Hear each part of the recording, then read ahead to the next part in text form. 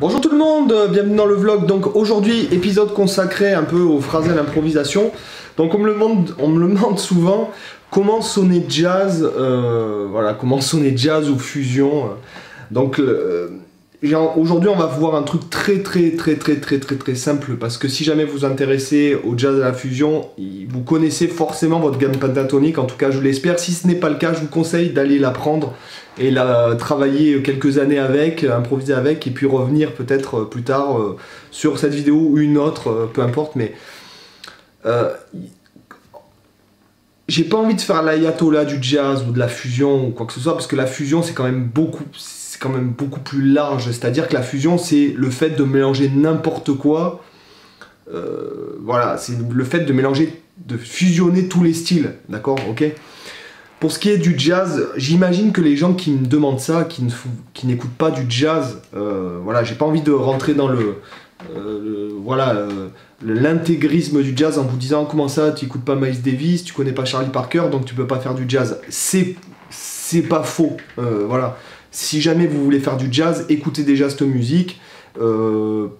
Au lieu d'écouter par exemple des personnes comme moi qui en fait mélangent le jazz et la fusion, le blues, le rock, le shred, le reggae, le funky, le tout, le n'importe quoi. Le jazz, c'est un langage, voilà, c'est comme apprendre à parler une langue, voilà, hein, comme je le dis souvent, hein, vous savez parler français, c'est le même alphabet que l'allemand et l'italien, et pourtant vous parlez pas italien ni français, et pourtant c'est le même alphabet. Ben, le jazz c'est pareil, si vous voulez, il n'y a pas uniquement des tips pour jouer jazz, d'accord, il n'y a pas, le jazz, voilà, il faut apprendre le langage de cette musique, l'écouter, etc.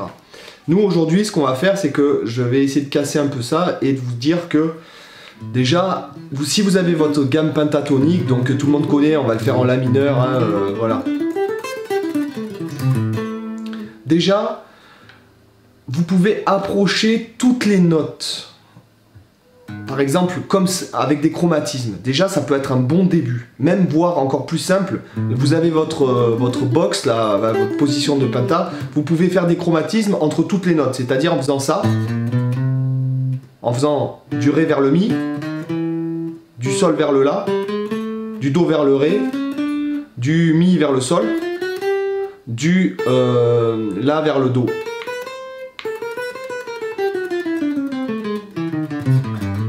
D'accord? Vous pouvez faire ça en partant un ton en dessous et en montant en fait trois notes d'approche vis-à-vis de chaque note. C'est-à-dire par exemple là je vais approcher mon la comme ça, mon do, mon ré ici, mon mi, ce qui revient au même à ce que je vous disais tout à l'heure, d'accord? Votre fa, votre sol ici vous l'approchez comme ça, votre la vous l'approchez comme ça. Chaque note en fait vous l'approchez en faisant deux demi-tons en dessous.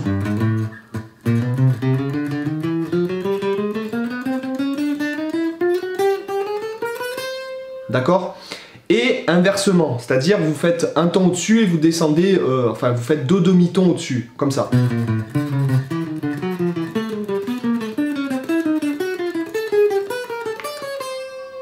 D'accord? Là ça sonne pas du tout.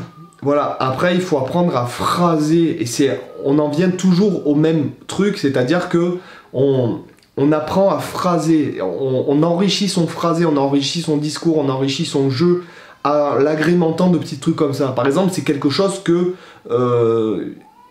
en fait, lorsque vous me posez des questions, je réfléchis beaucoup... en fait, comment l'expliquer de façon simple, parce que c'est ça, donner des cours, où en fait, même là, pour moi, c'est pas vraiment un cours, parce que c'est une suggestion que je pourrais avoir avec vous dans une conversation, sans pour autant être dans le formalisme de la leçon du prof et tout. Voilà, je suis pas fan non plus de ce rôle-là, moi, voilà. Ouais, sachant que, par exemple, là, j'ai cherché pour vous expliquer. D'accord? Ça, vous pouvez le faire aussi en partant de 3 demi-tons en dessous de chaque note et 3 demi-tons au-dessus de chaque note, ou même d'un seul demi-ton.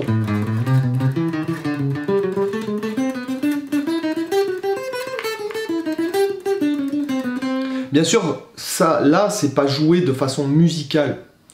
Le but étant de mettre ce matériel-là d'une façon musicale. Donc déjà, ça passe par le fait de s'entraîner à phraser en utilisant ça. D'accord? Bon, je vais pas mettre de métronome, voilà, je vais le faire comme ça, a cappella, c'est-à-dire sol. Je vais essayer de rappeler un accord de temps en temps pour que quand même ça sonne, voilà, hein, d'accord? Par exemple, hein, 3, 4, et... Là, je suis vraiment penta. D'accord, là, j'utilise pas beaucoup.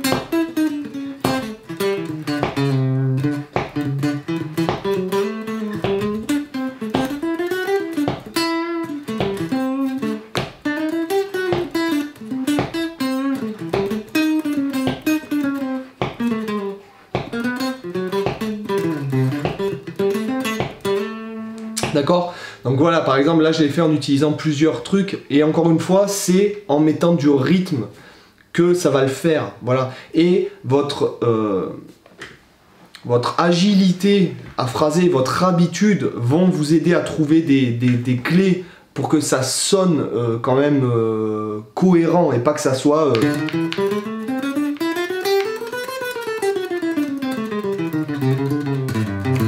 Mais toujours pareil, dans le principe des phrases, hein, vous n'avez pas besoin de mettre des chromatismes de partout pour faire des phrases. Il faut que la phrase, quoi que vous fassiez, il faut qu'elle conclue, qu'elle ait un début, un sens, et que, voilà, on n'est pas obligé de parler latin pour avoir la classe, ou parler avec le verbe haut, ou utiliser des mots ultra sophistiqués pour tenir une conversation. Là, c'est le même principe. Avec du matériel de base, déjà, il faut que vous arriviez à phraser de façon cohérente, c'est-à-dire que vos phrases, elles ont un milieu, un début, un milieu, une fin, d'accord? Le plus important pour moi étant la fin de la phrase, voire le début et la fin est le plus important. C'est à ça que vous entendez, par exemple, le génie des musiciens connus, d'accord? C'est-à-dire que leurs phrases, jamais elles lose, d'accord? C'est-à-dire que jamais... c'est jamais... Tu vois ce que je veux? Ah, t'as vu ce... Voilà. Là, vous voyez, par exemple, dans mon langage explicatif, j'ai pas fini les phrases. La phrase veut plus rien dire, quoi. Hein. Et là, c'est le même principe. Il faut que, même si vous partez out complet, que vous partez en chromatisme complet, il faut arriver à avoir une cohérence.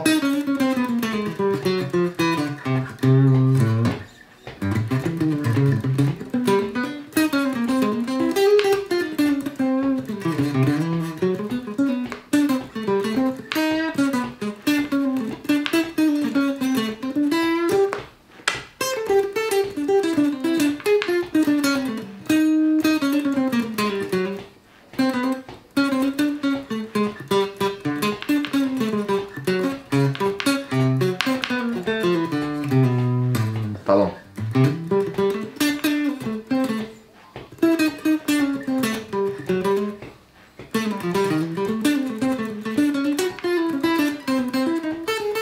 Voilà, là dans ma tête, j'ai pensé que la boxe de la pentatonique, d'accord, enfin la position, excusez-moi, voilà, la position de ma gamme pentatonique basique que tout le monde connaît, et après je m'amuse à faire des chromatismes, etc. Il y a des trucs qui sonnent pas heureux que j'utiliserai pas par exemple en contexte, sauf si je veux que vraiment ce soit tendu.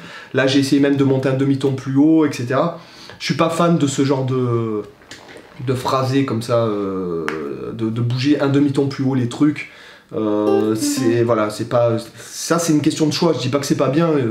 Sylvain Luc le fait par exemple, c'est extraordinaire, mais voilà, ce que vous avez à faire surtout c'est avoir une cohérence et surtout du rythme, parce que si jamais vous faites ça pourra sonner ça c'est un peu country, hein, on le retrouve dans la country, ce genre de truc. Mais voilà, toujours trouver une idée rythmique et puis le contexte. Par exemple, sur une balade, ça ne sonnera pas. Voilà, il faut une dynamique. Voilà, sur une balade, c'est pas possible, il faudra plus jouer.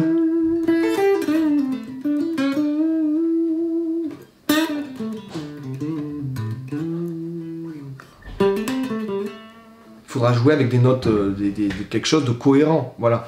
Donc, je vous rappelle, tout est possible avec le chromatisme, d'accord? C'est-à-dire attaquer chaque note d'un demi-ton. Ça sonnera pas, il faudra faire d'accord? C'est-à-dire contre-temps, attaque, et pour retomber sur le temps sur une note réelle, d'accord? Sur une note... c'est moins pénible de faire ça lorsque, par exemple...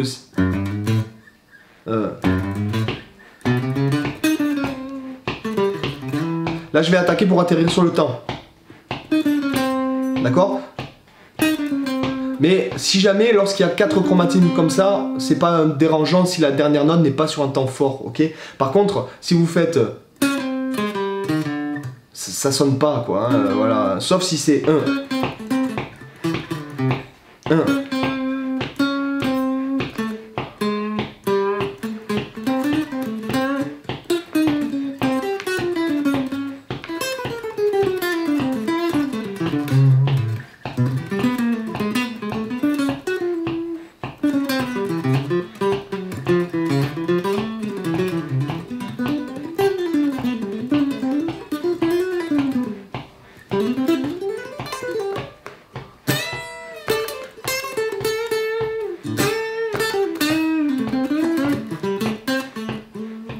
Ok, voilà, ça peut être un truc vachement intéressant, attaquer, donc faire des chromatismes sur la gamme pentatonique pour commencer, attention, ce sera pas jazz, ce sera, on va dire, fusion, voilà, parce que, encore une fois, le fait de jouer jazz, ce n'est pas de jouer avec des tensions, ok, écoutez le chorus de Miles Davis sur So What, par exemple, je vous parle de ça parce que c'est très accessible à écouter, So What, Kind of Blue est l'album le plus accessible, jazz, l'album le plus connu, on va dire, du grand public, si vous n'écoutez pas de jazz, Miles Davis met pas des chromatismes partout, loin de là, d'accord? Donc, c'est l'ambiance qui fait aussi que ça sonne jazz, hein, la façon, le swing, etc. Le fait que la batterie elle joue avec des ballets ou qu'elle joue d'une certaine façon avec ce swing, le piano, la contrebasse, ça fait que ça sonne jazz, c'est pas le phrasé réellement. Et par exemple, dans un cas pas jazz comme celui que je viens de faire, ça c'est pas jazz, en fait ça sonne chromatisme avec des tensions, etc. Mais voilà, enfin, j'ai pas envie de faire l'ayatollah du jazz, mais le jazz c'est quand même un langage, c'est une musique qui a un langage, voilà. Notamment déjà en premier lieu grâce au swing, d'accord, et aussi aux instruments qui sont utilisés. Donc voilà les amis, j'espère que cette petite leçon, enfin ce petit vlog vous a intéressé sur le sujet. Je ferai un article sur le site, donc voilà, avec les tablatures pour que vous ayez l'idée, etc. Sachant que, encore une fois, ne mettez, comme je le dis, par exemple ce que je disais dans la formation funk, ou que je le dis dans tout ce que je fais, lorsque vous faites ça, ne mettez pas ça partout quand vous commencez à vous amuser à faire ça, parce que moi je pourrais passer des heures à m'amuser à faire ça, mais je le mets pas partout, d'accord? C'est comme les gammes diminuées lorsqu'on joue out, ou le mode 3 de Messiaen. Je ferai une vidéo sur le mode 3 de Messiaen, ça va intéresser personne, mais c'est pas grave. Ne mettez pas ça partout, voilà, c'est saupoudrer votre jeu avec des petits trucs comme ça, plein de petits ingrédients. Et lorsque vous aurez assez de vocabulaire et d'habitude, vous pourrez saupoudrer de plus en plus avec beaucoup d'ingrédients de temps en temps, et pas mettre ça dans tous vos solos. Voilà, c'est enfin, ce que je vous conseille. Ce que vous devriez mettre dans tous vos solos, c'est du bon groove, du bon rythme et du bon son, quoi. Une belle attaque, des belles notes. Et pas faire le focus en fait sur ces trucs là qui sont pas forcément musicaux, quoi, enfin pas musical, mais enfin voilà, faut faire ça avec parcimonie. Allez les amis, à bientôt, bye bye. Merci d'avoir regardé cette vidéo. Sur cette page vous avez le lien pour vous abonner à la chaîne du Guitar Vlog en haut à gauche, à ma chaîne principale en haut à droite. En bas à gauche vous avez le lien du site avec les packs de leçons, l'école de guitare en ligne, les tablatures et le contact, et en bas à droite vous avez la vidéo qui est suggérée par l'algorithme YouTube rien que pour vous. À bientôt.